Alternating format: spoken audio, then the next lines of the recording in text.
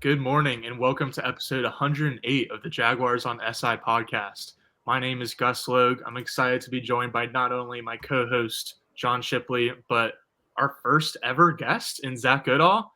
Zach is a Jacksonville native and wrote about the Gators for a while, but he recently returned to Jacksonville. So welcome, Zach, to the show. Appreciate you guys having me. I'll tell you, when I first hopped in this lobby and it was just me and John, I couldn't stop thanking him. What an honor. All 30 I've been waiting minutes on this a long time. Yeah. Well, why don't you tell people a little bit about just what you're doing now and where they can find your work?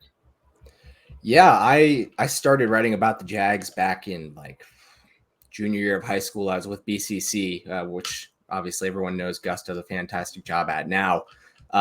Moved down to Gainesville, kind of lucked my way into a job with SI, stayed there for 5 years writing about the Gators. And, you know, it's interesting. I tell people this a lot now. When I was covering the Jags, it was like peak bad. Come down to Gainesville and this 3-year streak of losing for the first time since World War II happens. And I mean, now people think that the Jags are a middling team that might not make the playoffs again this year. So I might bring bad luck, but I'm excited to be here regardless. Yeah, shout out to Alfie Crow for his, writing tree. It's pretty impressive. John was previously at Big Cat as well. Demetrius Harvey is also on the beat for the Times-Union. He was doing great stuff at Big Cat pretty recently. I feel like there's a lot of people on Jags Twitter too, honestly, that randomly say like, "Oh yeah, I wrote for Big Cat like a decade ago." I'm like, "All right, that's pretty sweet." So yeah, Alfie, shout out to him. He's he's retired. I took his previous role as just a site manager. But yeah, he did a lot for obviously not just us, but I guess Jaguars local coverage in general. So shout out to him. I've loved having Zach on the beat. We definitely needed to bring the median age down a little bit. Definitely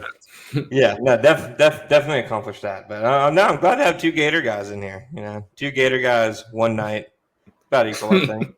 In terms of how many it takes to screw in the light bulb. But no, Zach's awesome. Definitely glad to have him back around here in Jax. I think it will be major for Jacksonville Jaguars coverage.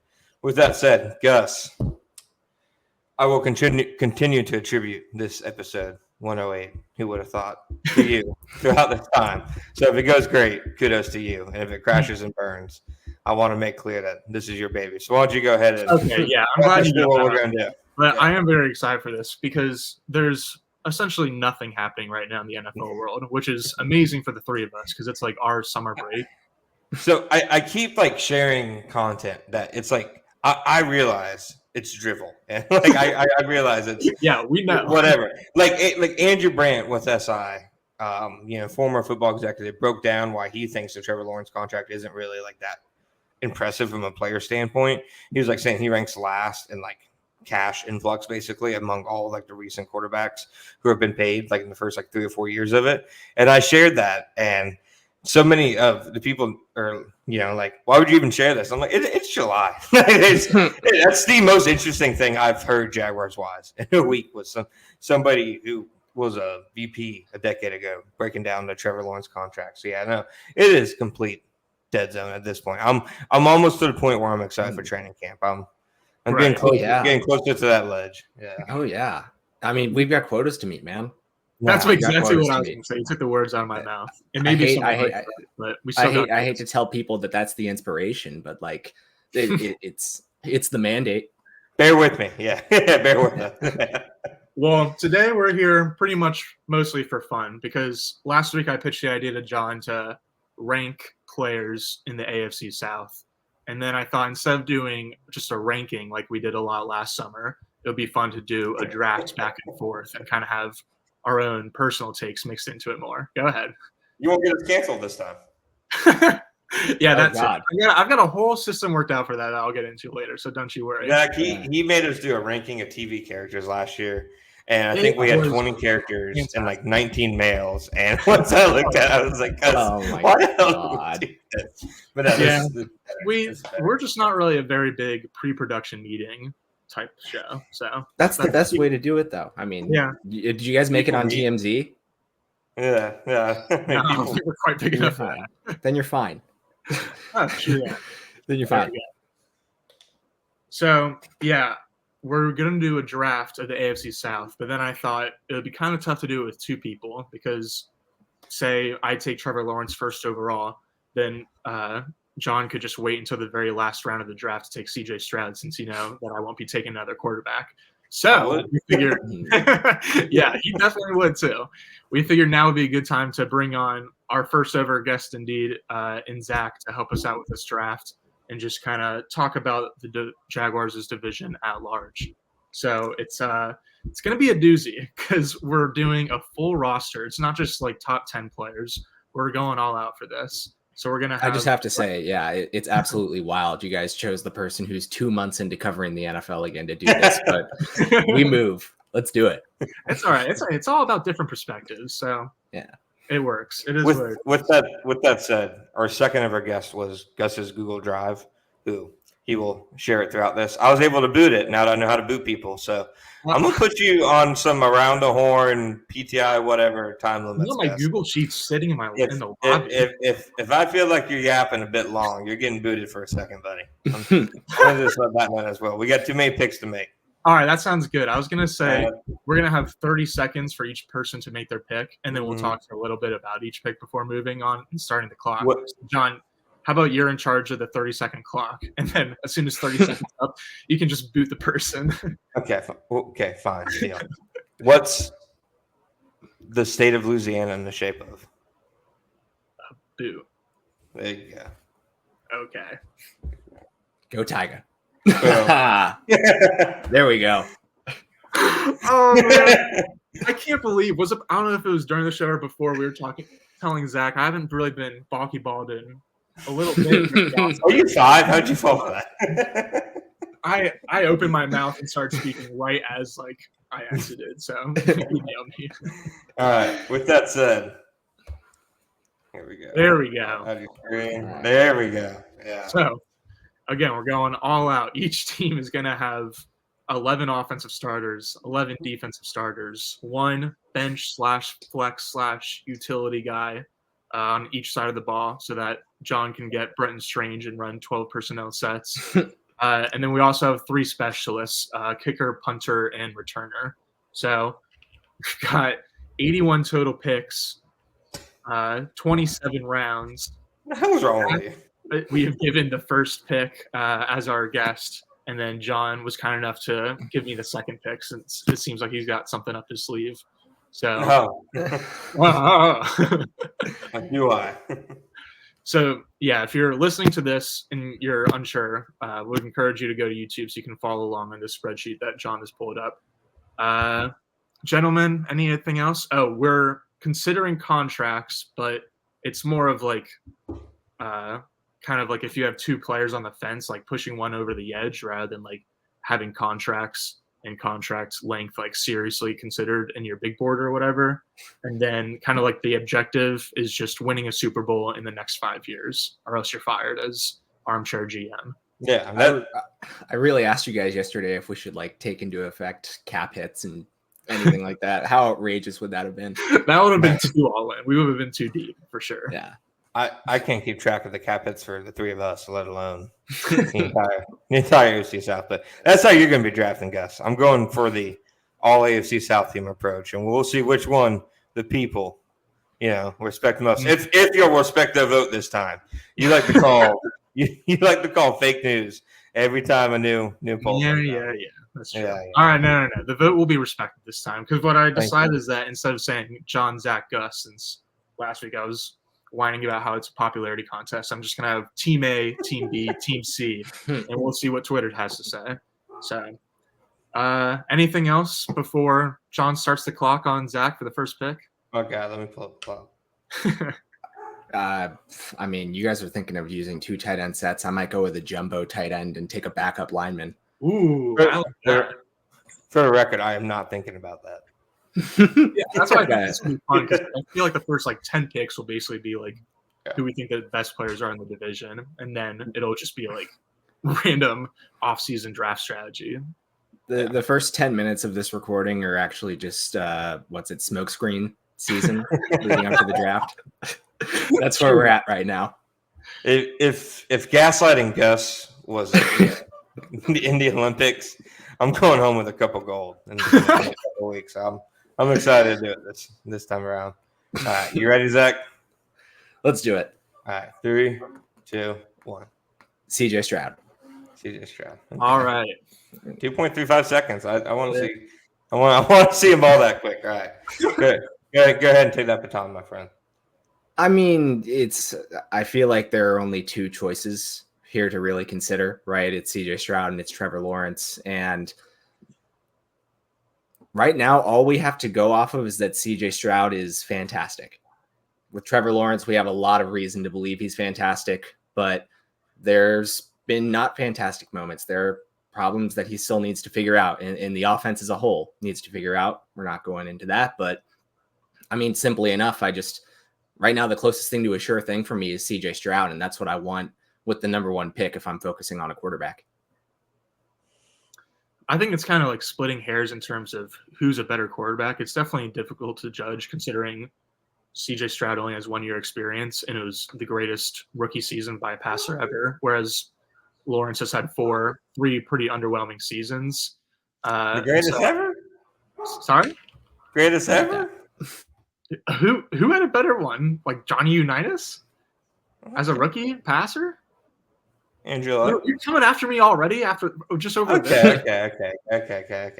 Oh my goodness. Go ahead.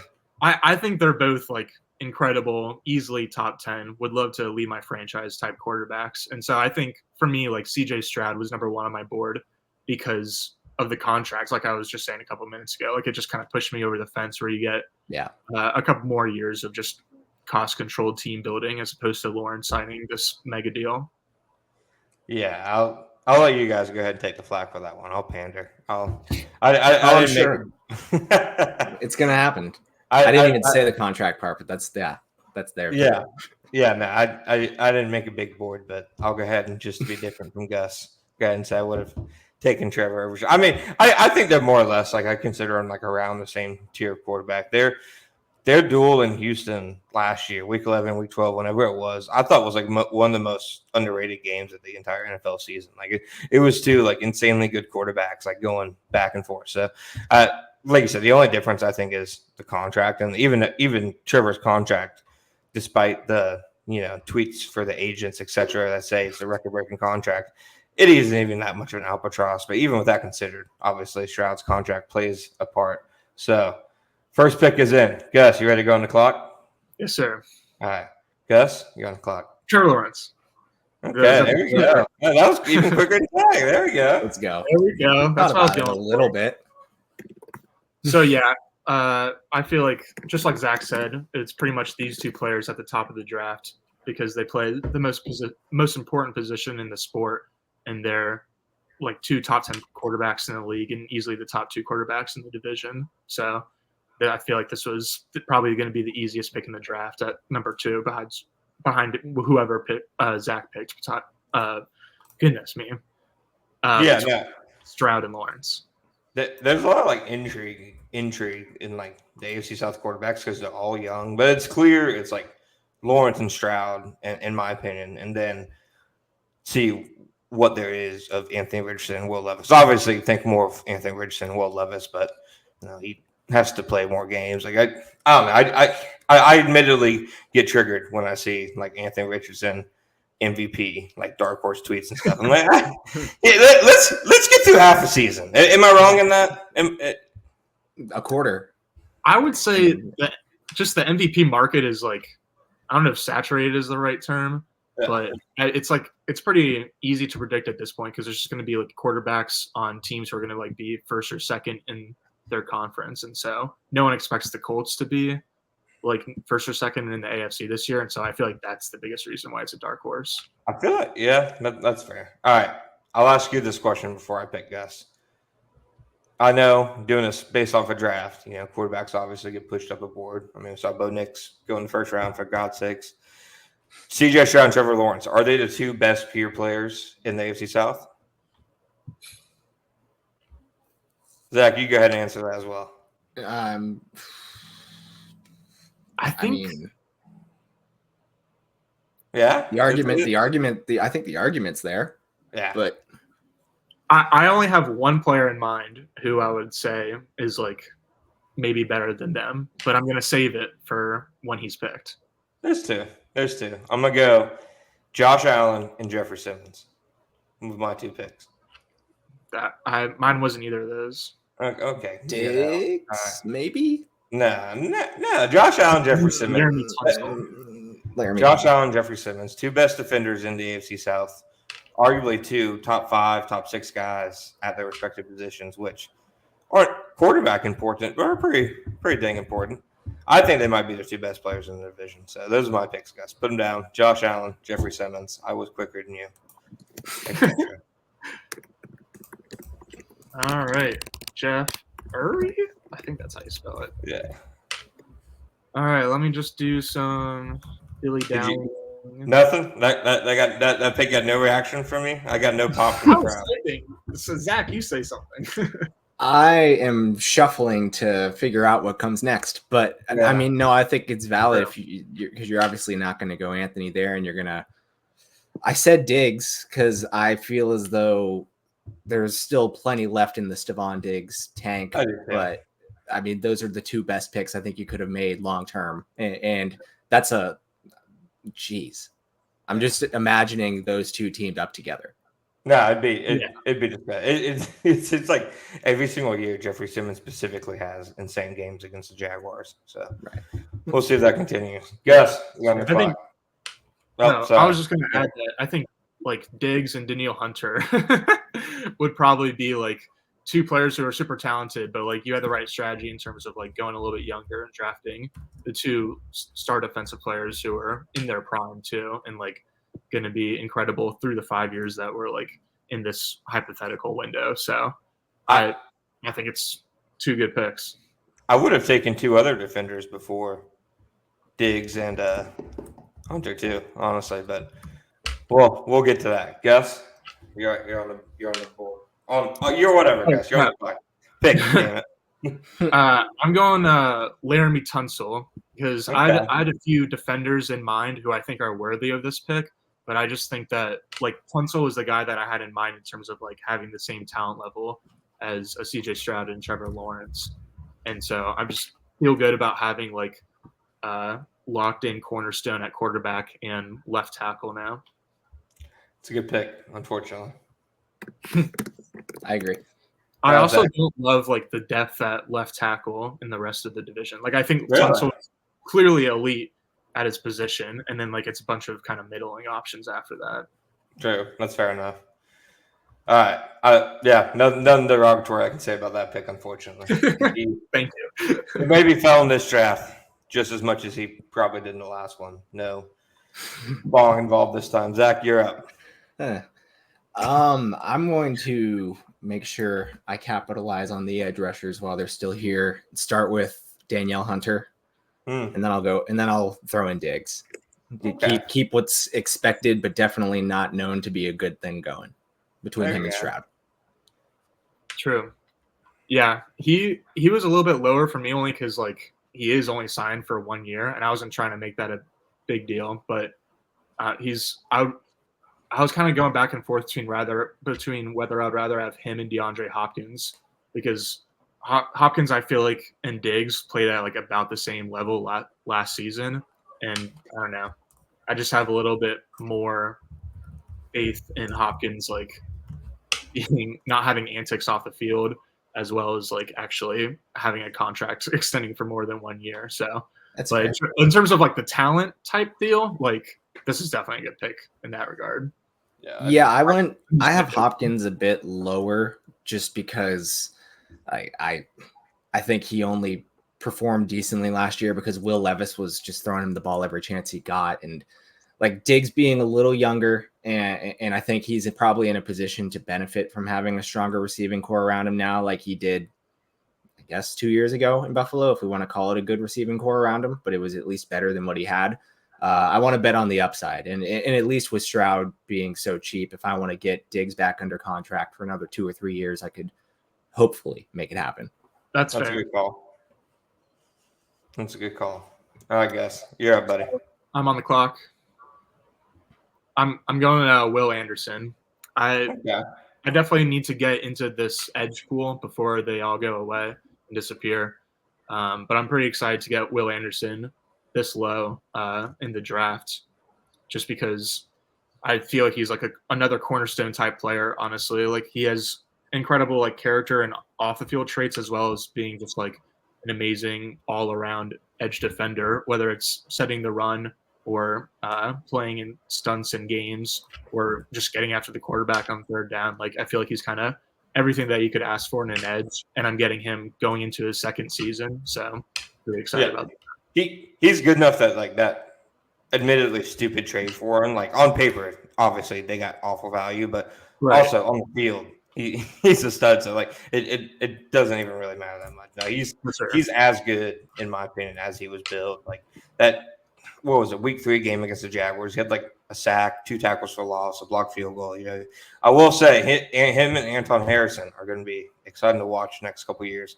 Anton had some pretty good performances against him. He did a lot of his damage, you know, against other guys or on pressures and stuff like that. But I think that's a good pick. Yeah, he was someone that I'd have considered against Hunter too. I was just, I guess, banking on the production that he somehow is still achieving at this point, but I feel like it was them two, and then I guess I won't say who the next one is, the next tier down, but there's a separation. Right. Yeah, 100%. All right, I'm gonna double dip. I'm gonna go DeForest Buckner at interior defensive line and L'Jarius Sneed at quarterback. I like it. Yeah, I like it a lot. Who's your other one besides DeForest? Sneed. Oh. Yeah, there we go. Yeah, I don't even need to put my name on this one. The people will know. They will. I have a loyal following. All right, well, go ahead and make your case for. I mean, your defensive line is sick, so I guess that kind of speaks for itself. But so, what made you pick Sneed here in front of like younger guys in Stingley and Campbell, or like a different position? Yeah, no, I think obviously, you know, there are definitely younger guys on cheaper deals, but I think he's probably the top defensive back in the division right now. And that's even, I think, with age, contract, etc. factored in. Like he's a legitimate, you know, when he's playing his game in the right scheme, he's a legitimate number 1 type of cornerback. Obviously, cornerback play is really volatile. So how long he will be that type of cornerback, you know, that could even change in like a year, 2 years, etc. But I don't know. I'd feel good about him going against most number 1 receivers right now, I think. And DeForest Buckner, I think him and Jeffrey Simmons are the 2 best defensive tackles, arguably 2 like top 8 interior defensive linemen in the NFL. Like DeForest Buckner is still like consistently like really, really good. The one time Chris Ballard's been aggressive in his life as general manager, and it resulted in DeForest Buckner, and then he's like, "No, I'll never do that again." So it's a terrific bit, but that's that. All right, well. Yeah, I think it's fair. I think Sneed is like a big enough talent gap above Stingley and Campbell, where it was like worth having him above those 2, even if you're like trying to consider like Sneed's expensive contract or just the youth of the other 2. But I would have also picked Sneed as the first cornerback. I'll be honest. People know me. People have known me since grade school. Not really known as a math guy. Yeah, not exactly good numbers per se. So I'm almost completely avoiding cap. So I'll just go ahead and put that out front. I'm going for the all AFC South team. And like I said, the people will know, guys. The people will know. I don't need to put my name on it. All right, you're on the clock. All right. I feel like I could go a million different ways with this one. Yeah. Yeah. You got 22 seconds to do it. I'm gonna try to bulk up my offensive line and go with Quentin Nelson. Quentin Nelson, there you go. Longest pick yet. Yeah, we're giving out accolades for that one. I think he was a little bit lower on my big board probably just because of positional value of a guard, but even more so than my point with Tunsil. Like I think like there's a really big talent gap after him for left guards in the division, and I feel like he's at like the very top tier among players at his position. And so then to pair him with another all-pro caliber player in Tunsil, there's kind of enough depth at other positions that I felt comfortable taking like a lesser value position. That's a fair point. I've nothing else to concede to that. That's a fair point. I thought Nelson was kind of washed like 2 years ago, but he was pretty good last year. So I might have won a battle, but I'm currently losing the war in that front. I feel the same way as you about Nelson and also Ryan Kelly last year. 2 pretty big comeback years, but at the same time, I feel like you've allowed the offensive tackles like that next tier to fall into my lap, so I'm not going to go Ryan Kelly with my next pick. Okay. That being said, it's still tough to choose them. If I'm on the clock, like, I don't know, it feels like you're immediately going for potential, right? Like, yeah. I mean, Titus Howard got paid, and I can't pretend like I know how great he's been, but he's solid. Yeah, he's like startable. But I apologize for the dogs, by the way. No, you're good. I honestly didn't really even notice them. We got 2.5 dogs in here. But then, like, after Howard, do you go Harrison or Latham for what they still can be? I don't know. I'll go Harrison just because you know a little bit more. I like it. Then 2 aging veterans on the interior defensive line, but both of them can offer pass rush help. I'll go Eric Armstead. That was going to be my pick. Yeah, I also really like Anton Harrison. So these are like my favorite back-to-backs of the draft so far. Anton's a good pick. I was eyeing him. I was. And I couldn't really convince myself Latham there. I guess I was trying to throw you guys off for a second. But I don't hate that pick necessarily by Tennessee either. I think that he could still end up being a pretty good tackle in this league. But I know a poker face. I lost a couple $100 on my honeymoon at the casino. Right? I'll never be able to sell it. I did awful. Give you a lot of stories. You're on the clock, buddy. Alrighty. Jiminy Crickets. Oh God. Anton Harrison was a good pick. Those were the next 2 guys on my board. That was a good pick. Let's go. I'm gonna go. I put Trayvon Walker at defensive line. It's my team, right? You can pick whoever you. I don't care who you pick. Go Trayvon Walker. Screw it. You can pick Mac Jones. Maybe I'll put him as my utility for now. Okay. No. It was a flex pick. No. I'm gonna put him. You can put as a lineman. Do you guys ever have those moments when you're driving where for like 2 seconds you forget that you're driving? The last thing I heard was I'm not going to answer that on record. Well, listen. The last thing I heard there was Mac Jones and then Gus saying utility, so I was really worried for a second. Oh man, make him a utility player. Actually, I don't care what you do. Is that your pick? Yeah, that's my pick because again, like even though I really value edge, like I kind of feel comfortable with a couple more guys there, and like again, I was talking about how I was thinking about Eric Armstead for my next pick if Zach didn't take him, and mostly just because I feel like getting pass rush for the interior is not something you can find very often, and like John did a good job of addressing that with his second pick in Jeffrey Simmons, and so that's kind of what my thought process is with Trayvon Walker is that if he can have like his hand in the dirt, that whole cliche on 100% of the time, then he can be kind of like a disruptor from the interior, and that's what I was looking for in this range. Go ahead. So I'm just registering. So for the record, you're drafting him as a flex player, right? No, for the record, I'm drafting him as a defensive lineman, as you can see on this lovely spreadsheet that I prepared. Okay. I just want to clarify. All right. Yeah, sorry. If it was flex player, I was about to leave it. On that one. If it was flex player, I'm getting up and letting one of my cats handle the rest of this draft. Right. I know. I'm gonna go right tackle, Titus Howard. Oh wow. Yeah. What? I was starting to type it in. It's a good pick. So you're picking him? Are you? Yeah. Okay. It's not your pick. It's my pick. I thought you said Nan. Not. I'm very confused. You Yeah, don't seem. Titus Howard, right tackle. Put it in. All right, it's in. Okay. And then I'm going to go Stingley at cornerback. Damn.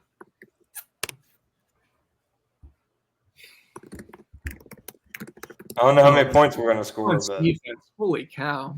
yeah. It's a good defense. It might be the 85 Why Bears. Titus Howard? I have to ask. I can only name one other right tackle in the division. Should have made a big board. All right. Yep, should have made the board. You're gonna ask the same question when I pick a center later. I don't appreciate your disrespect of Dylan Radins or Radun or whatever his name is. That seems a little disrespectful right there. But no, I think me and Goodall are going to be lapping Shipley once we get to the 20s. I'm sure. I'm going to go with Tyson Campbell for my next pick because I feel like I kind of had a cluster of cornerbacks at the top of Snead, Stingley, and Campbell. And so I'm happy to walk away with one of the top tier guys. Have I disrupted your big boards at all? Have what?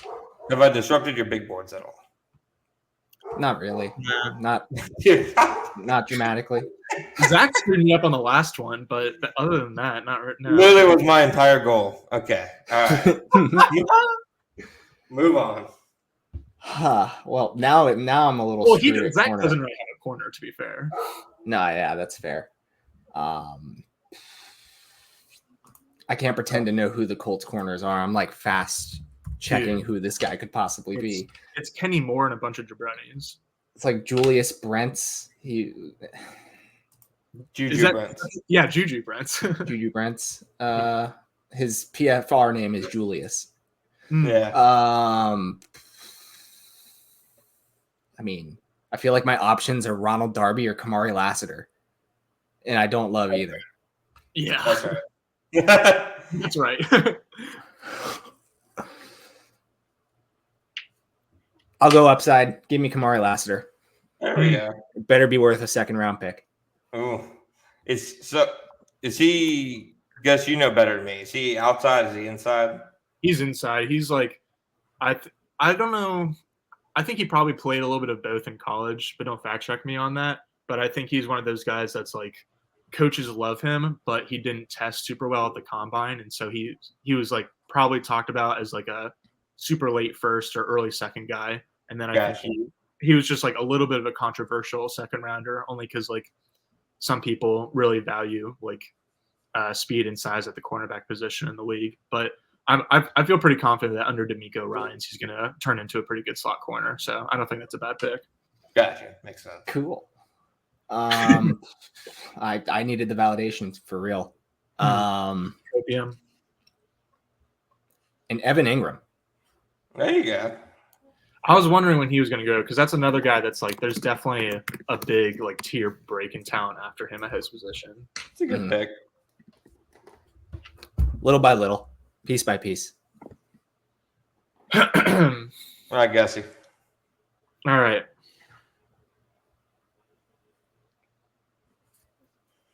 Wow, that Lassiter pick so far compared to the other teams looks horrible. I wasn't going to talk you out of it. I was like, State of the AFC South cornerback room. I'm a big Ronald Darby guy, but I was going to save that for later. How much time do I have, John? You got like 10 seconds. All right, I'm going to go with Leatu Latu, the Colts first round edge. First player I was going to draft at some point later on. Yeah, okay. I ruined it. The day has been made for me. Yeah, you did. Oh, that's a good feeling. So well, John, why don't you explain to the people why that's a good pick then? He was going to be a cheap edge compared to the rest of the field. So, but I mean, for the record, your edges are Trayvon and Latu then? No, my edges are Will Anderson and Latu, and then I've got Trayvon. Okay. Trayvon is like big end 5-tech/3 tech. Okay, I got you. Okay. You see the vision? You see the bulky vision? I can. Yeah, I can respect that. I mean, You're bulky balls. I can respect that. Latu isn't much of a size guy, but like, oh my goodness, I'm not really much of a film guy when it comes to non-offensive guys or really non-skill position guys, really.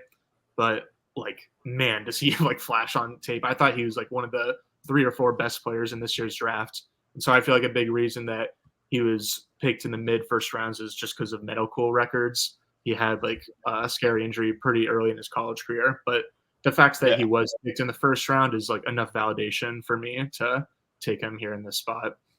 That's true. That's I was gonna eye him with not my next 2 picks, but an upcoming pick. So I'll give you a slight snipe on that one. All right, I'll go Kenny Moore and Dalton Schultz for the same reasons I took Titus Howard. Woof. Yeah.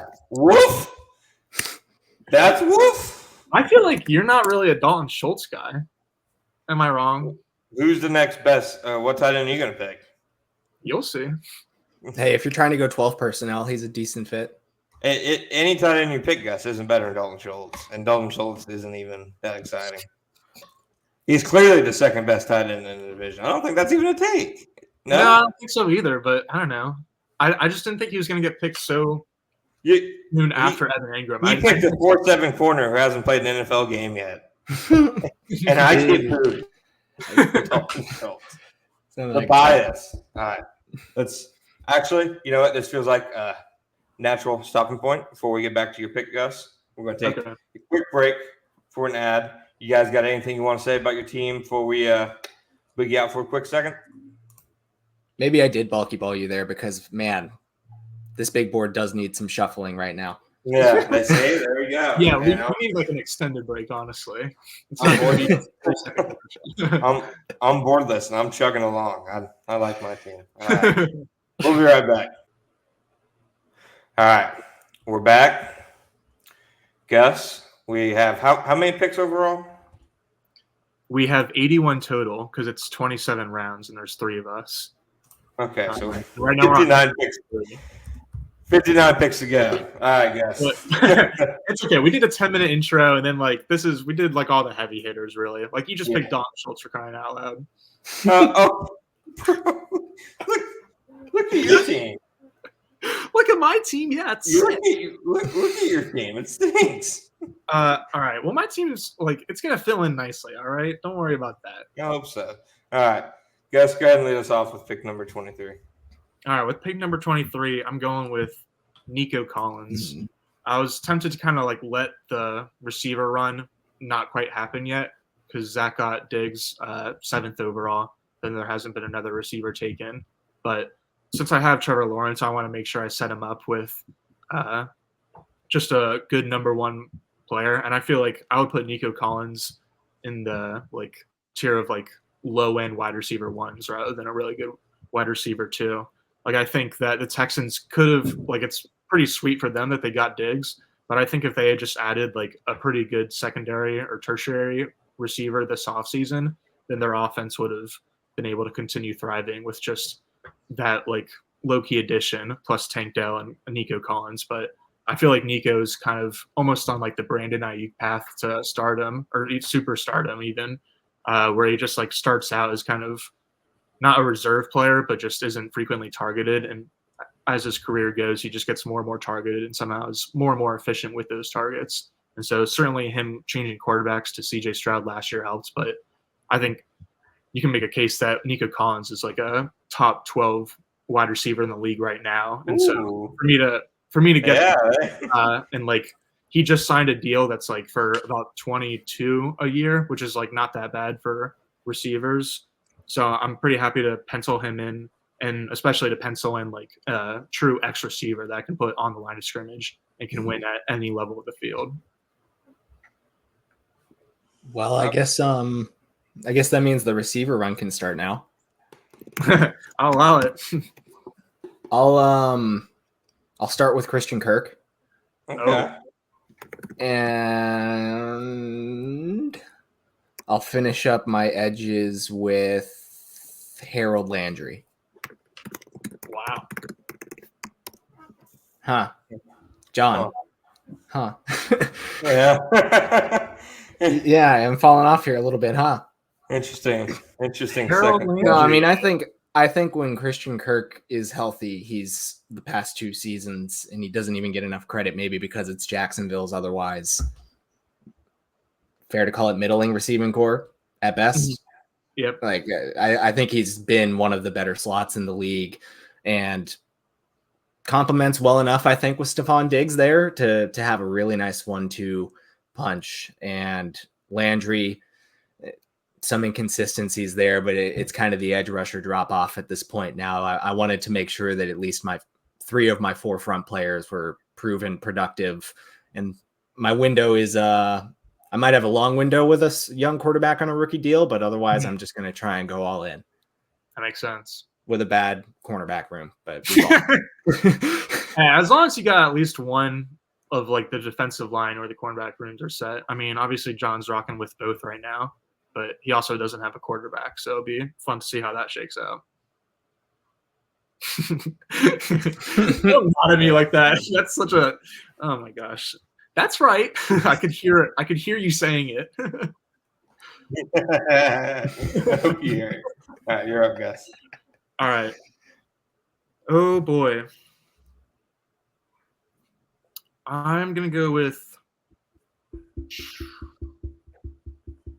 I'm about to hate this pick so much. I'm gonna. You have no conviction in this pick.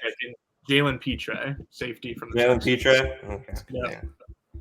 You picked that like you're picking a gas station sandwich, guys. What do you say?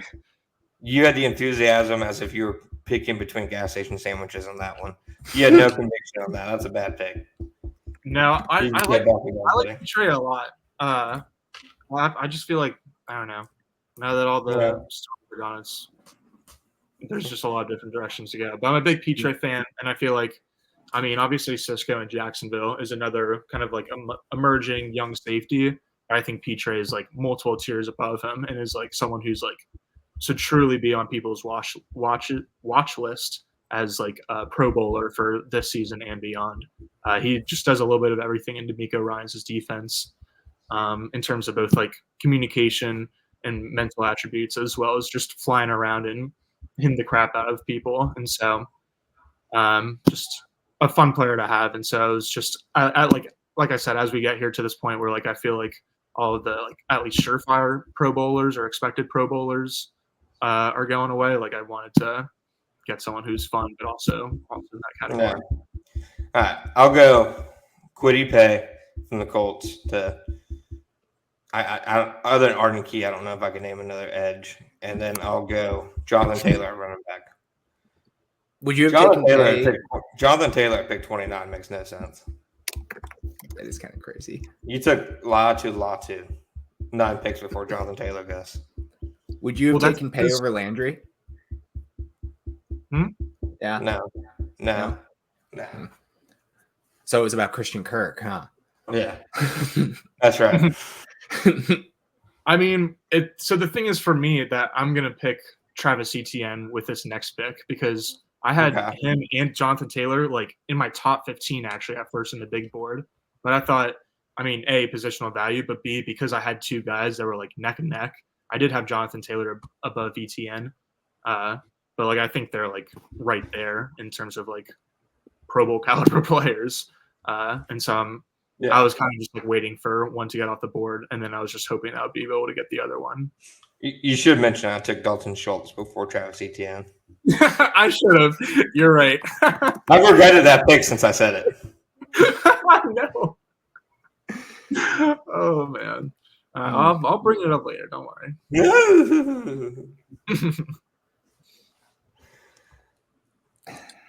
All right, I'll go Ryan Kelly. Center top 30 whatever. I don't know if that's great value or not. I certainly not on draft night. And then I might be putting together the oldest defensive line in the AFC South's history, but Danico Autry. Oh, that's that was a guy that was pretty high. That was a good pick. Look at those trenches. We're competing. Yeah, that's nice. I just can't. I mean, I couldn't go any further without some more experience on the offensive line, at least. Real quick, Gus. There's bench for both offense and defense. We're only picking one bench overall, right? No, I was saying you get one bench per side of the ball. Oh, okay. So you can like hypothetically Gotcha. like mix up personnels on each side Gotcha. and nerd out and be like, 12 personnel, 21 personnel on offense, and then like nickel versus 3-4 versus whatever. Gotcha. Right. All right, you're on the clock, bro.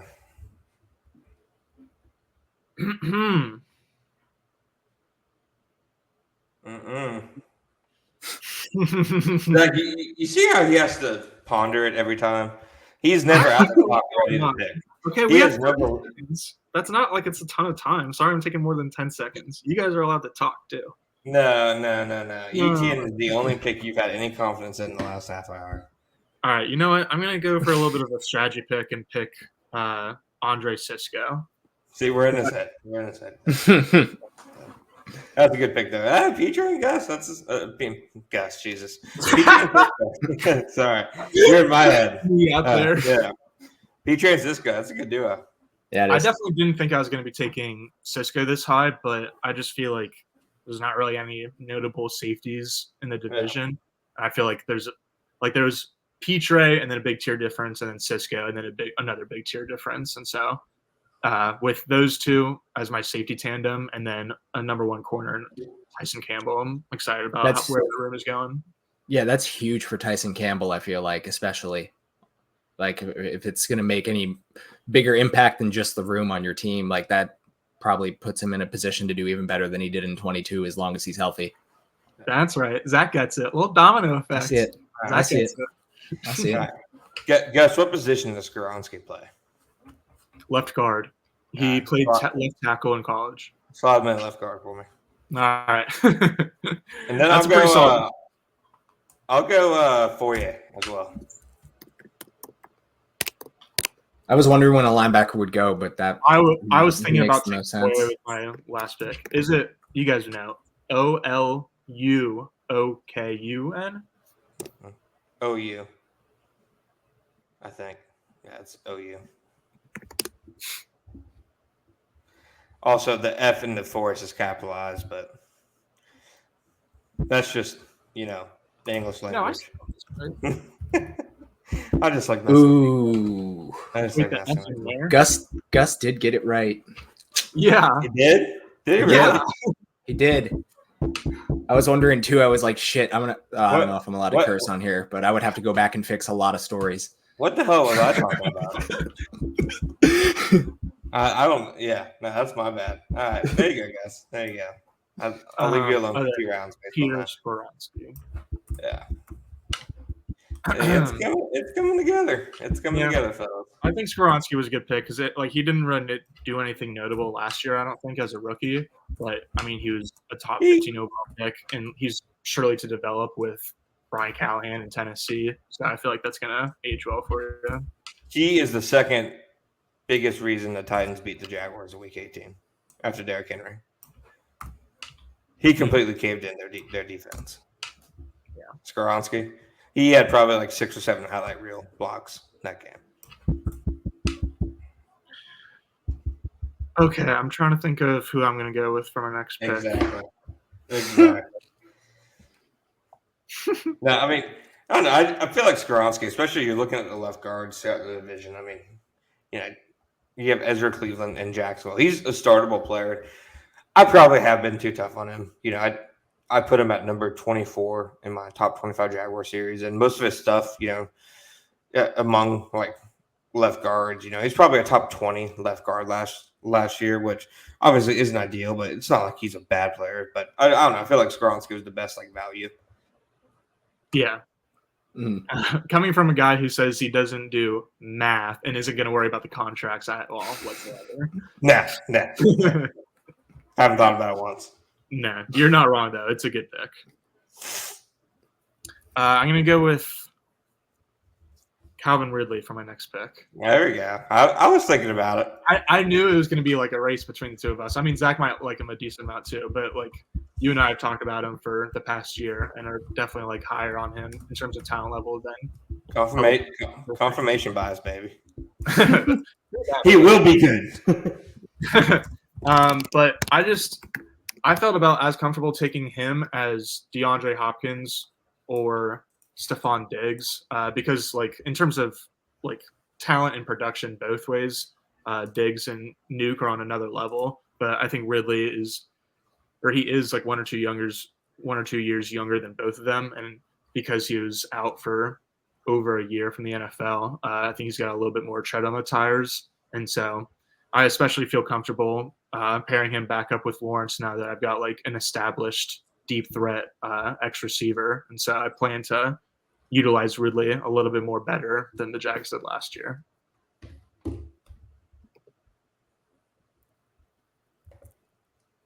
Would you guys have taken any other? I probably would have taken Ridley.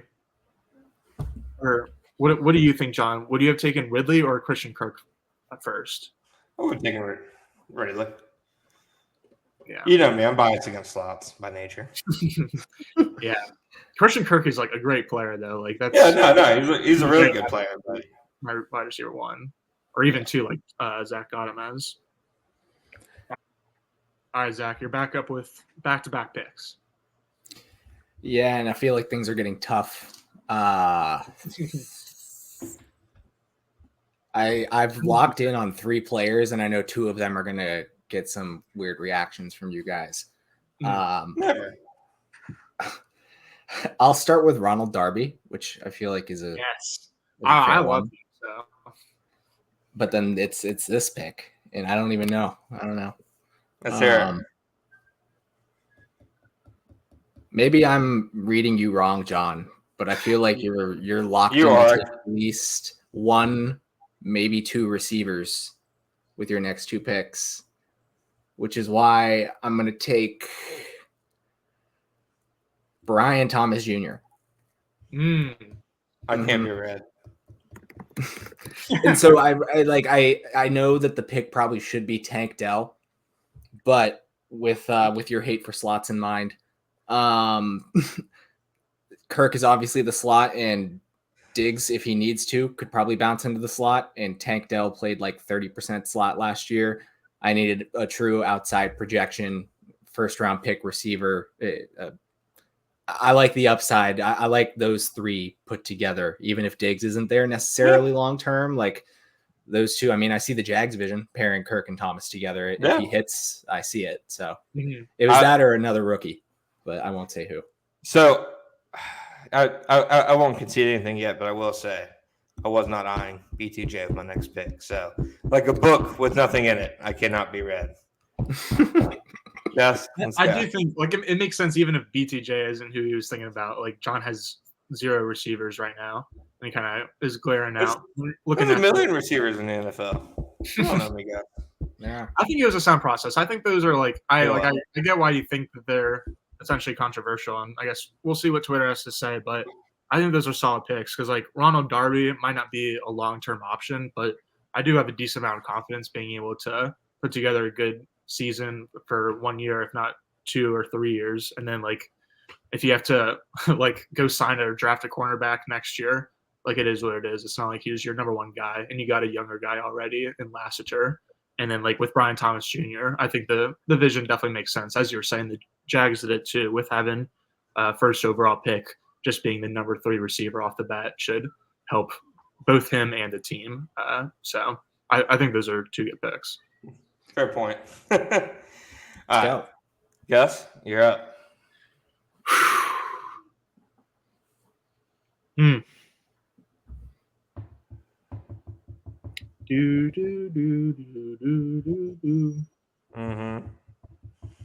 I know who you're picking.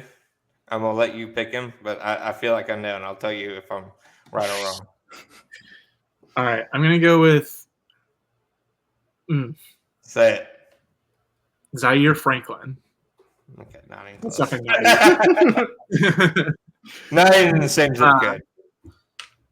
This I could have saved this for my next pick because John already picked one linebacker and Zach still has two to pick. But I feel like Zaire is kind of in the same or similar mold as Foye Oluokun, where like he's up near the top every single year in terms of like league leading tacklers. And so he's not necessarily like the Fred Warner, Roquan Smith type who has like a true domino effect on the rest of the defense and is like really can be considered like the MVP of their defense. But I mean, I don't know. You can still make a case for like Foye or I think Zaire Franklin to be the MVPs of their own defenses as well, just kind of being everywhere. And even if they don't have the same effect as a Fred Warner or Roquan Smith, they certainly have an effect on other players as well. And so I was happy to get one of like the top two linebackers I had on my board. No, that's definitely fair. That's I think Zaire is probably like has to be like the next guy at linebacker taken. Like right, like it. I know Houston's guys got some, obviously some props last year for playing well and creating turnovers, but I think Zaire, like you say, he's a lot like Foye, I think, in that mold. Mm-hmm. And Devin Lloyd is just like not trustable enough for me. Like maybe he could turn into like just like a do everything roamer, especially if he plays or when he plays on the line of scrimmage more. Hopefully that transition will work out well for him. But I just have a lot more confidence in Zaire being able to kind of like lock down and maintain the middle of my defense. All right. I'm going to go right guard Shaq Mason. Mm. And I'm going to go linebacker Devin Lloyd because I'm struggling to name another linebacker in the division. I'll leave that to Zach. Who did you think I was going to take with the last pick? DeAndre Hopkins. He was one of the handful of names I was considering. I'll give you that. I know you. I like the Shaq Mason pick. Shaq Mason is probably a guy who's like a lot more talented than this like draft would indicate. Like he was picked 39th overall. He's probably like top 25-ish player in the division, I would say. And there you go. We're almost halfway done. Yeah, I think that pick was so good. Zach muted himself. Yeah, there we go. I gened it. Yeah. Are we allowed gene references on here? Are we allowed? As a family friend, I can say that. Are we allowed? Shaq Mason's like the only guard that I like cared for, really. Like I don't know if I was gonna go guard in the top 50, so I like that too. Yeah. I'm go ahead. I was gonna say now I'm gonna go with Brandon Sheriff because I was kind of waiting for one of Sheriff or Mason to come off the board because I think Shaq Mason is a little bit better, but I do think like Sheriff is really good at like just playing in space, whether that's like on combo zone blocks, like at the second level, or being used as a puller, like outside of the tackles. And so he can kind of be, like Doug Peterson said it himself, he can kind of be a weapon for the offense, even if he doesn't play a skill position player. And so I feel like, again, even though I had Shaq Mason higher on my board, it's another situation where I feel like those two were pretty similar in tiers. And so I'm happy to grab Brandon Sheriff here before a big drop off. Yeah, it's definitely a drop off, and I feel the same way at tackle, which is leading me to my other controversial option from last time, if we want to call it that. And I'm going to take JC Latham. And why don't you slide Anton up to left tackle for me? Nice. Okay. I would have considered doing that if I had taken Anton. Good move. That's a good pick. That's a good pick. There we go. All right, guys, how are you going to answer? I still have one more too. I didn't even realize that. Shoot. Oh, Christ. Yeah. For some reason, I was counting Anton as a pick a second time. Yeah, Johnson, we're halfway through. Let's get out of here. Wow. I don't know much about safety play in the AFC South beyond the top two. Enough, at least. Next two of us. So I'll go linebacker with Azeez Al-Shaair. Yeah, that's the guy that John someone was talking about who got talked up last year after a good performance with the Titans, and then he was signed by Tennessee. Yeah, I got Azeez. There it is.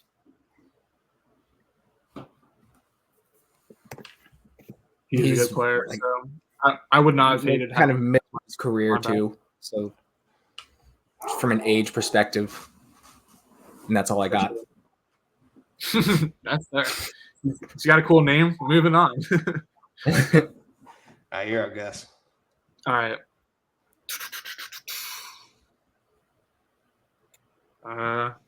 Sorry, gotta check my linebacker positional rankings.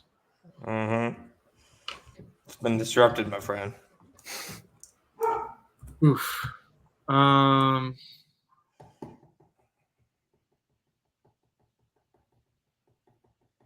just gonna go ahead and take Tank Dell. Thank you. I knew that if I took either him or Nuke, that I'll be leaving that player for John to just get whenever. But I do like view Tank a lot higher in higher regard than DeAndre Hopkins. I think they could be like about similar production in 2024. But I mean, Tank is going into his second season, and DeAndre Hopkins is going into his age 31 season. So that was just a situation where I guess the contract / age factor pushed me over the edge. And so happy to have Tank Dell and Nico Collins as like young receiving options while Calvin Ridley is on the older side. I didn't want to go with Calvin Ridley and DeAndre Hopkins. Well, I thank you for making a later decision much easier for me. Yeah, I'm gonna play the game. I'm gonna finish off my defensive starters with Jimmy Ward and Darnell Savage.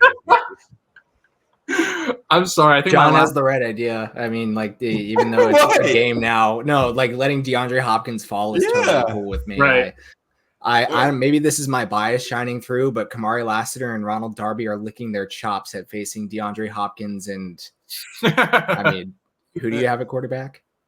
No one? Nobody. Yeah, exactly. I'm building from the inside out. All right. I respect it. All right. You're up, Gus. I mean, year one tank job and then just instant contender. I see the vision there. No, there's not a tank job going on. There's no tank job, my friend. Who's your second pick after Jimmy Ward?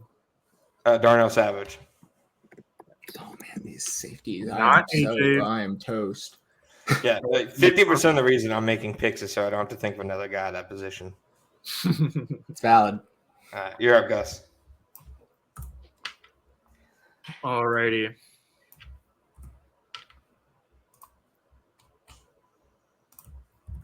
I'm gonna go with Jerry and Jones because that's gonna get me votes. That'll get you votes. I don't necessarily think he's like up here in like top 50 or whatever. Top 50 in terms of like just best players in the AFC South, which is what this exercise originally started as. But like I said, it's gonna help out with the voting. And then I also just think like, oh brother, I viewed like Jerry and Jones and Kamari Lassiter in like kind of like the same tier as like just incoming day 2 rookies who could turn out good slot guys. Lassiter versus number. Yeah. Lassiter at 18 is the only thing worse than Schultz at 22. You say it now. I was thinking it then. All right, Zach, you're up. Julian Blackmon, safety. There you go. And I got to give myself a little look over here. Sheesh. All right.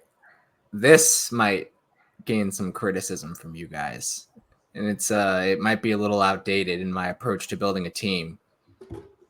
But throw Devon Hamilton on my bench. Okay. I don't hate it. I already see the vision. You don't have to explain it to me, but you can. Do you want to explain it or do you want to save it?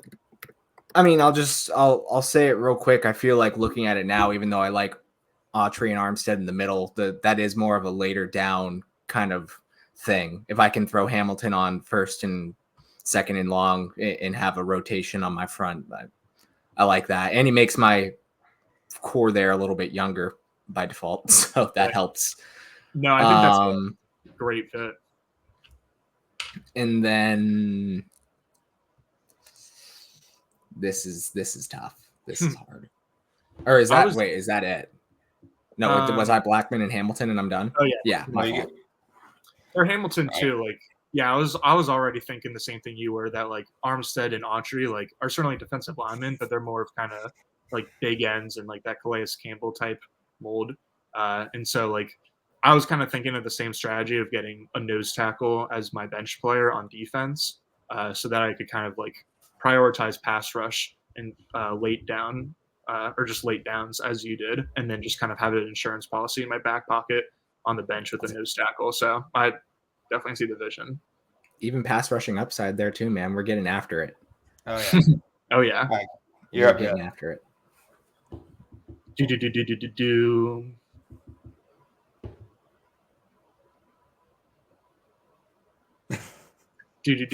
Dude. We're like round 30. That it's all. I told you it's all about filling out the roster for me, John. Yeah, well, fill it out. Come on, let's go. All right, I'm gonna take this guy because I think Shipley. Actually, no. Yeah, Shipley still could have taken him later for his bench option on defense, even though he's got the starters vote out. I'm going with Mason Smith, defensive tackle. Not even close. All right. Well, I may not be even close, but like there wasn't really a lot of intriguing options for me at defensive line after Devon Hamilton went off the board, and so like with me having Trayvon Walker, Latu, and Anderson Jr. on the line, like I feel okay with having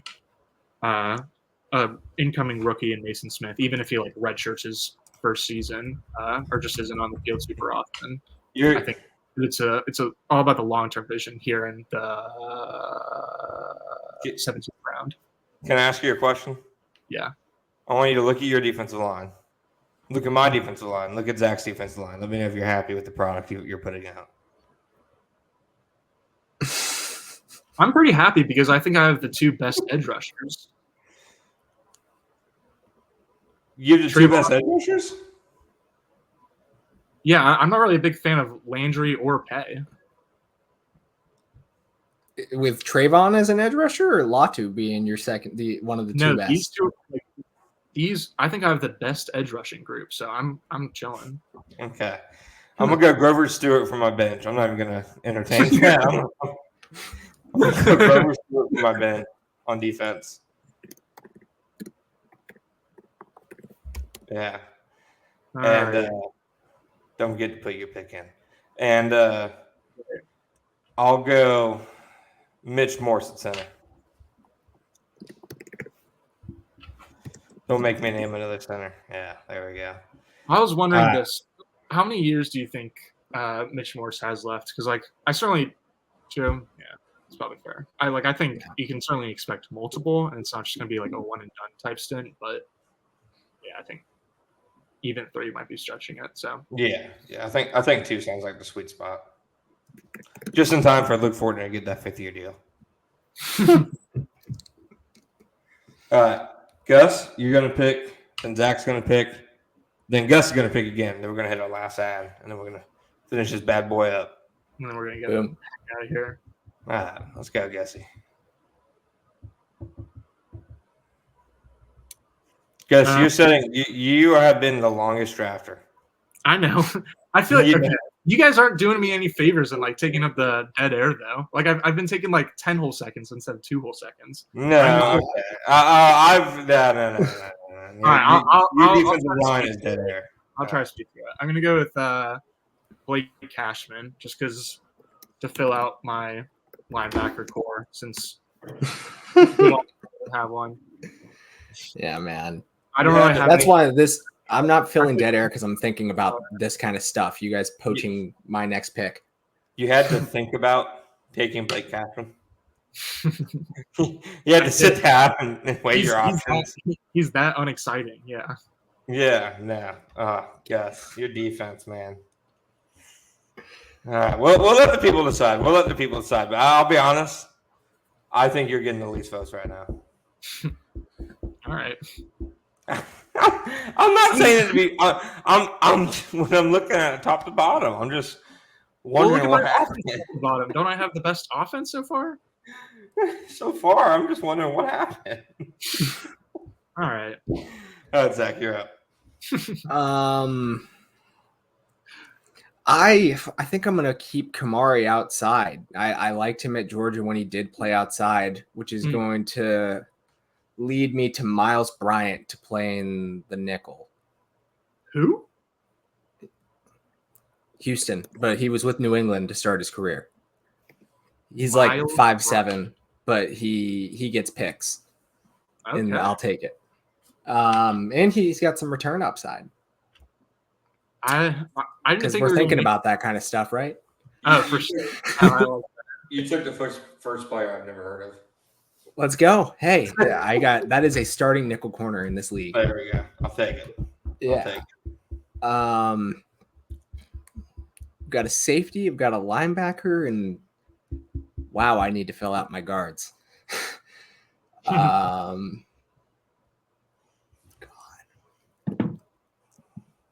Ezra Cleveland. Ezra Cleveland. He's a player. He is a football player. You love him. You're the Ezra Cleveland guy. I probably am a bigger fan than most people. I feel like. I mean, the next option is Tanner Bortolini, right?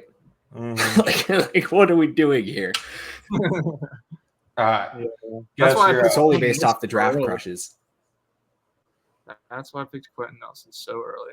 All right, was that you got both your guys? Yeah, because you got Miles Bryant too. Yeah. All right, I'm gonna go with Lloyd Cushenberry at center, who I feel like is a pretty middling player, but he did get a pretty sizable contract from Tennessee, and so I think he's like, if he's just serviceable, then that's all I'm really looking for in between Quentin Nelson and Brandon Sheriff. He was kind of I don't want to use the term bright spot to describe anything that has to do with the Denver Broncos last year, but like a fine part of an otherwise disaster of a team. Yeah, that's true. Yeah, but I mean, he's a starting pretty easy for everyone else to kind of fall apart individually on that team. So that's honestly a solid point. He's got a good, cool name too, so it matters. Oh yeah, you can't forget about that. Yeah. All right. With that said, we're going to take our last break, and then we're going to get back to my picks, and then we're going to finish this thing up real soon. We'll be right back. All right, guys, we're back.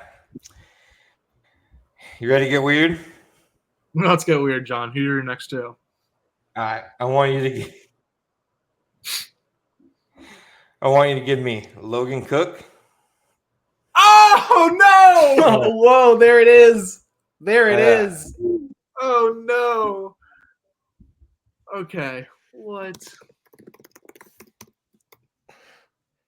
All right, Logan. I feel like it's time to finally, like, we're running out of picks, so you guys might try to actually screw me over. So I'll finally take Anthony Richardson. You guys had all this time to put him on your bench. Yes, that was going to be my 12 personnel thing, and that is a Florida football fan take. There we go. That was out all over the place when they wanted Emory Jones starting. I remember that. Mm-hmm. Oh man, Emory Jones. I can't believe he was in front of him as long as he was. That's wow. Just one. Emory Jones, Anthony Richardson, Felipe Franks to Kyle Trask. Mm-hmm. It was a tough couple of years. Well, that's all right. Now I got to find my punter big board as I think about this pick again. Oh, I'm going to go. Speaking of Gators, Tommy Townsend. He was on the Chiefs, but he just signed with the Texans this offseason, I believe. And that's great for branding. That's huge. His mom is friends with Taylor Swift. There we go. More votes for me. I'll take it. I'm sure there will be so many Swifties looking over this and voting on our teams. It's quite an arc for you compared to what you guys were talking about at the start of the show.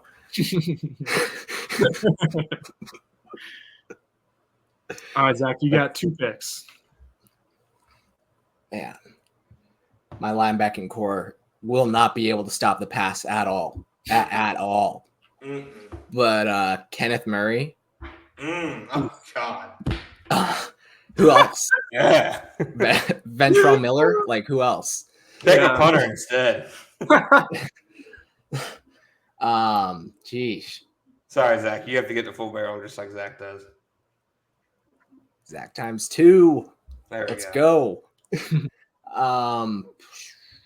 Wow. This is tough. Mm-hmm. Who else is a starting safety in the AFC South? I don't know. I'd probably pick 2 at one time. I don't know. You could go with Antonio Johnson. Oh, I could. I meant to wait to take Antonio Johnson. I didn't write anything down. I should have wrote that down. Take Antonio Johnson late. I'm glad you said that. Did anyone take Jimmy Ward? Yeah, John did. Just do it. Do it, Zach. Yeah, I'm going to go Johnson. There we go. Good pick. Yeah. Good pick. Good pick. Is Elijah Molden a safety, or does he play corner for Tennessee? I think he plays Because corner. he must have been listed somewhere at safety. And Roger McCreary not being drafted is surprising. Oh, don't worry, John. Fair enough. I like Miles Bryant. One day you guys will know who he is. All right, safety, Antonio Johnson, and then Kenneth Murray. I mean, that is a disastrous back seven. Well, these rosters are coming together at least. Man, you guys both have your full defenses, including players filled out. Meanwhile, you have Mason Smith starting. Well, that's true. He's my second defensive tackle. Like, I'm not pouring any resources into that.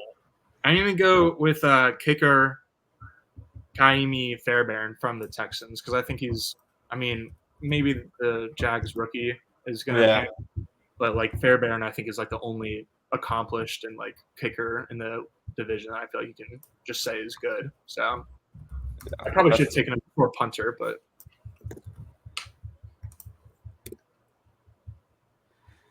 all right. I'm going to go Matt Gay, kicker for the Colts. Yeah, it's probably the next best one. Yeah. And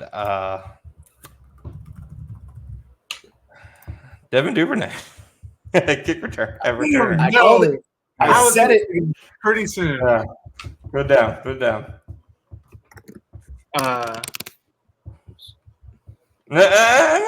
Not receiver. Yeah, no, I switched it. There we go. This has worked out great. You're happy? Man, I was pretty much counting on Duvernay to be my returner. I didn't really even think of anyone else. Start Googling, buddy.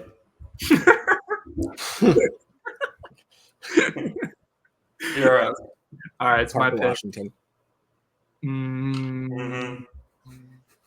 All right, I'm just gonna go ahead and complete my offensive line and go with Braden Smith. He probably went like 45 picks too late. Yeah, he's like legit a pretty solid player. He's one of him and Titus Howard are both probably top 10 right tackles in the NFL. Yeah, that's what I was thinking. I would have taken Braden Smith above Titus Howard, but I definitely thought of them as like the same level of player. This order, like how the players been picked, is a mess. I completely forgot about Smith when I took Latham. Just totally blanked on that. I was thinking about Latham earlier. I was thinking about Latham at one point as left tackle. You're up, Zach. Fill out the line too. Oh boy. Daniel Brunskill. Oh god. He's experienced. He's on the Titans. And if we're gonna do it with PFF, they didn't hate him as a pass blocker last year. They didn't hate him. We're getting weird. Brunskill. We're definitely getting weird. Yeah. All right, that's your right guard of the next 5 years. Congratulations. That's a priority position to replace. Good point. Then, what's more valuable, a running back or someone on your bench? Considering your running back options. Sheesh. Yeah, it looks a lot different with Derrick Henry out of the division. It certainly does. And I mean, I don't know if any of these receivers can return.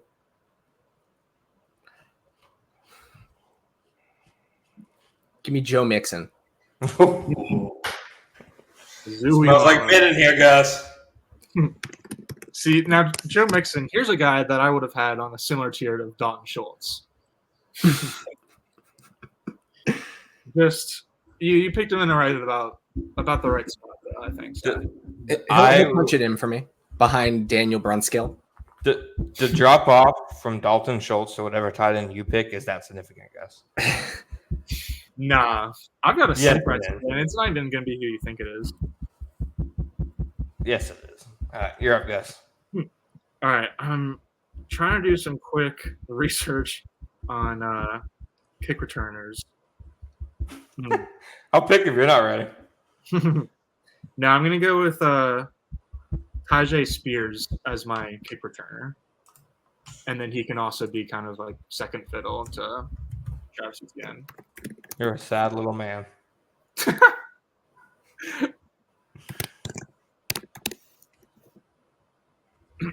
Pretty gnarly pick, but I just wanted to get a returner locked in before I forgot about it again.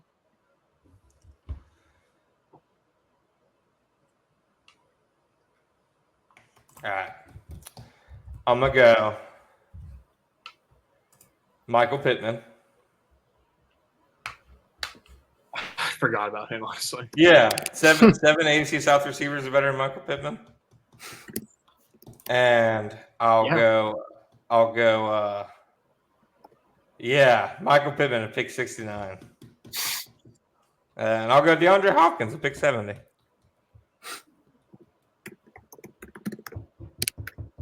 Man, Anthony Richardson has no excuses.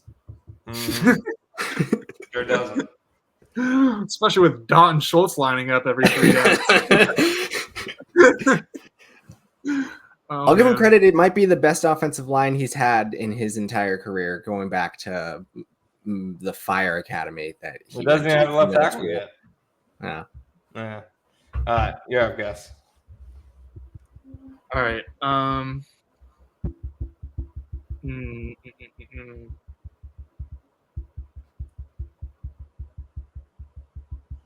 going to go with Donnie Mitchell as my flex player on offense. Okay. I was thinking about taking Nuke a couple rounds ago just to screw John out of him, but I'm okay coming back to AD Mitchell now because he ended up falling into the second round of this year's draft, but he's like one of those guys that's just one of the more talented players. And so I think, I don't know, having a second round rookie of his with his talent level as my fourth receiver, I'm happy with. Good pick. All right, Zach, you're up. I don't think he's returned a kick or a punt in at least 2 years, but I'm going to put Tony Pollard as my kick returner to offer some running back depth. Yeah, I was considering him too.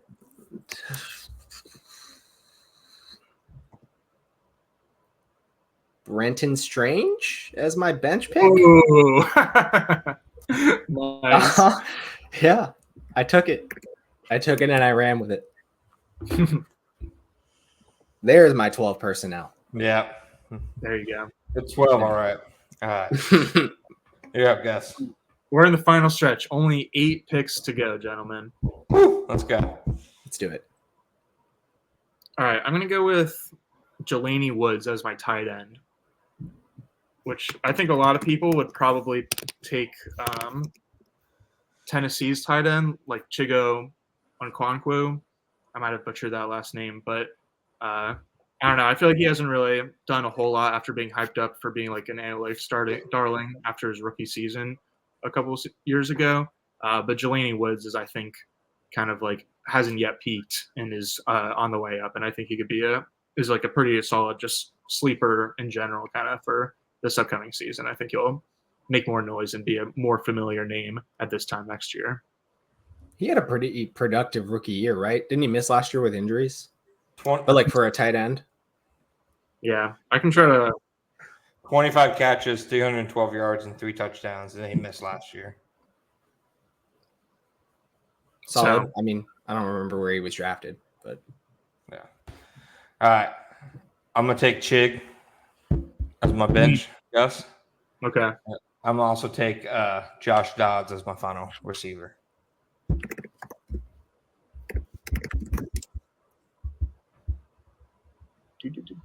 Copy and paste. Oops. Can I just make my final pick? Neither one of you can pick a left tackle. Sure, go for it. Okay. Bernhard, I don't know how to say Rayman, make it for him, man. He's good. Yeah. Through the first month of the season last year, he was tied with Walker Little for 6th fewest pressures allowed with only 5. I did a Walker Little article earlier. That's the only reason I know that. It was like his second year. Yeah, that's probably the right pick, but I was curious if you were going to end up choosing between Walker Little or Cam Robinson. Yeah, nah. Fair. Yeah. Glad we all feel the same way there. Colts really did do a good job with their line the past 2 off seasons. Who's your last receiver? Josh Dodds. Downs, so a guy from the Colts. Yeah, see that? Yeah, he's Josh Dodds. Who is Josh Dodds? That's somebody, right? The rocket scientist. Yeah. All right, I did not get Josh Downs. Hold on, I'm all out of sorts. All right, so now Zach and I each have 2 more selections. Yep. Yeah, and I'm just going to need to look at your punter big board, man. I can't pretend like I know who they would be. I only had 2 people written down. If I picked a punter third, I was going to have to do some Googling. I think it's my pick. I'm going to go with Roger McCreary as my final corner. Good pick. Yeah. He's just like known for man coverage coming out of Auburn. A little bit undersized, but has held up pretty well so far in his career. So, do you have a bench pick ready while Zach looks at specialists? Because you don't. Yeah, I can go ahead. My bench pick is Tavondre Sweat. I hate your defense, dude. What the hell? What the hell is this? First of all, how many rookies do you have on it? Probably a decent amount. But it's for the next 5 years, John. Yeah. So, for my Smith pick, I was just thinking the same thing as Zach, where honestly, like Sweat is so big that I wouldn't be surprised if he was out of the league in a year. But he's just a massive person who's like the typical nose tackle who takes up 2 gaps and such. And so I've got Trayvon Walker and Mason Smith as my defensive linemen, which sounds good to me on paper, but as John has pointed out, and especially in comparison to the other 2 teams, it's not great. But I just wanted to basically get a run stuffer as my defensive bench player. And so Devondre Sweat, he's a party guy at least. He'll bring something to the locker room. It might not be good, but it'll be something. So you concede my earlier point. Which was the defense. Oh, you were talking about I thought in terms of the defensive line, like just the first 2 players on the defense, yeah, I have the worst. But that's in terms of like the first 4, like the defensive linemen and the edges all combined. I think I'm right there. Really interesting. It's pretty damn good, dude. Like I should not have gotten him at 8th overall. Yeah. Yeah. I would have taken him over Diggs or Hunter. That's about it. I think I've figured out the final specialists in the AFC South. If you guys want to take a guess as to who they could possibly be. Any names that come to mind? Any? No. I could not answer. And then for kickers? Yeah, I'm taking Cam Little. Stonehouse? Yes, that's one. What? That's one. That was going to be my other pick, actually. Our options at punter were Stonehouse and Rigoberto Sanchez. Kicker, and this blew my mind, Cam Little and Nick Folk. Wasn't he out of the league like 6 years ago because he had a 50% season? Sure was. And now he's a starter. Oh my God, he's been around for like 20 years. But yeah, Little and Stonehouse. I don't know if Stonehouse is any good, but he's kicked it 74 yards before, so I'll take that. There we go, boys. The teams are completed. All right. Wow. There it is. Before Boogie out here, give me your thoughts. What do you think about your team? What do you like? What do you don't like? I mean, I like my team. I don't have any complaints, honestly. I maybe wish I probably would have took Adonai Mitchell over Josh Downs. That's probably my only real regret. Harold Landry, I would have taken him over Pay. Other than that, I kind of like my team, guys. I won't lie to you. Other than Zach sniping Eric Armstead, which like made me panic pick into trade on that defensive line, and then I went with Mason Smith later because I was the last to fill out my defensive line. So that's a little bit of a weakness, and maybe I could have evened it out by not taking Laramie Tunsil and Quentin Nelson as high. Because even though, like I think like the process was sound, like now that we're looking at all the teams on paper, it doesn't feel like as big of a difference as the defensive line. I love how, Zach, you have basically the Jaguars' entire receiving core. Yeah, it's pretty incredible. I thought the same thing. You're Gabe Davis away. Which it's never going to happen. I don't know. Like, both of my interiors are shaky for different reasons. So in hindsight, I probably should have been a little more aggressive there. But I don't know. Now I, for some reason, am the biggest Kamari Lassiter fan in the world, and you're going to see soon why. All right. Give me your best team and worst team. You can pick yourself for either. Gus best, Zach worst. Ooh. I think John had a pretty solid process, other than Dalton Schultz, obviously. It turned out for him to not take a quarterback or any receivers until pretty late. I do like how he still took a running back early, though, so that was funny. But really, Dalton Schultz is the only one I turn my nose at. And then there wasn't really any specific picks for Zach. I feel like I actually said, like, throughout the draft, like, complimented Zach's picks more often. But there was just, like, a couple of different reaches between, like, Harold Landry and Kamari Lassiter and, like, maybe one or two other ones that really aren't that big of a deal, but are, I guess, just enough to separate it and make me think that John and I's team are slightly better.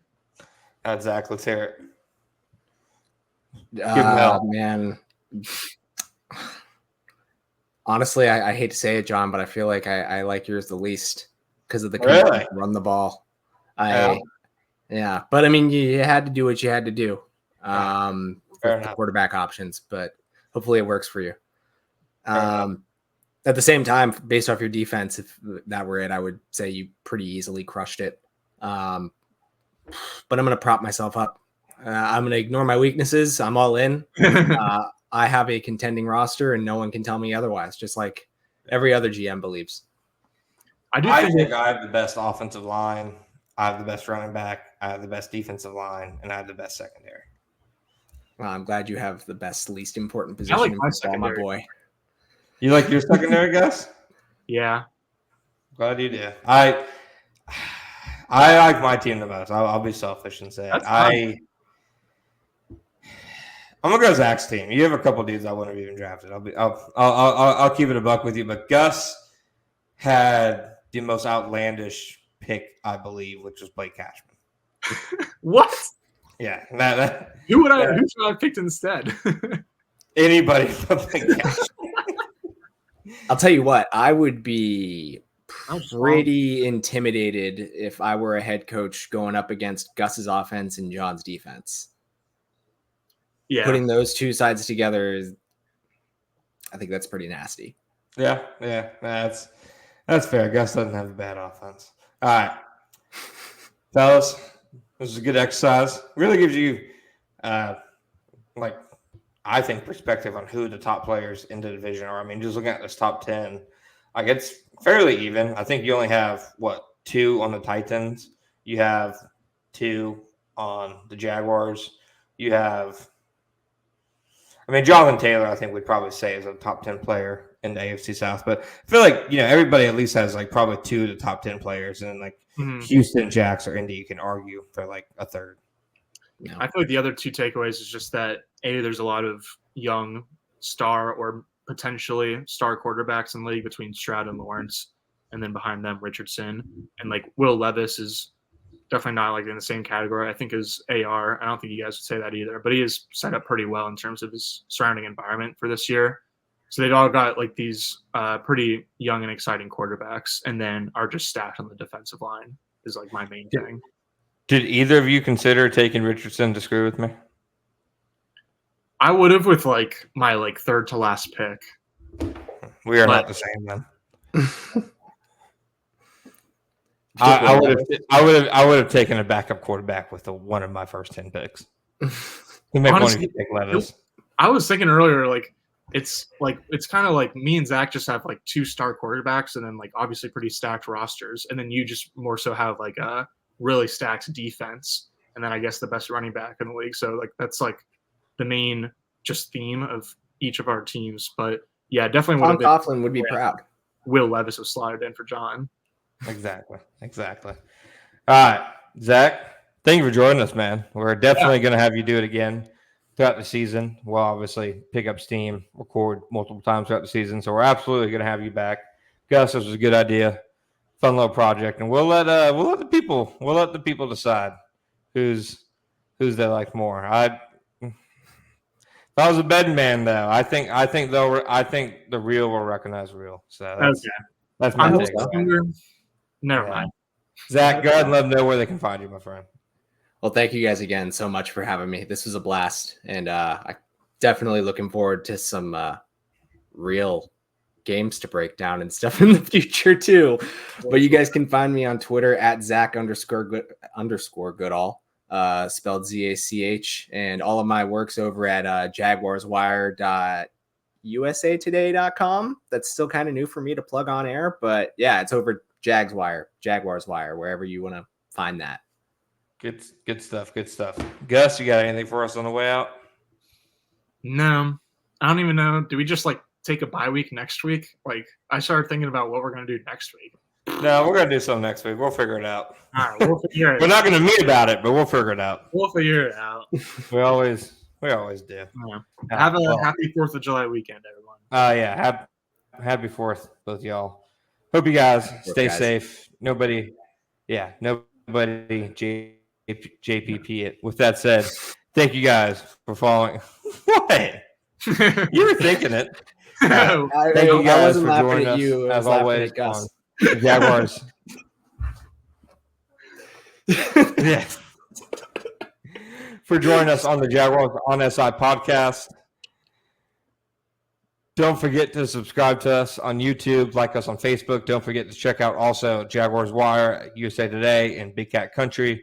Zach and Gus do a fantastic job. I can't say enough about either one of them, despite their poor drafting skills.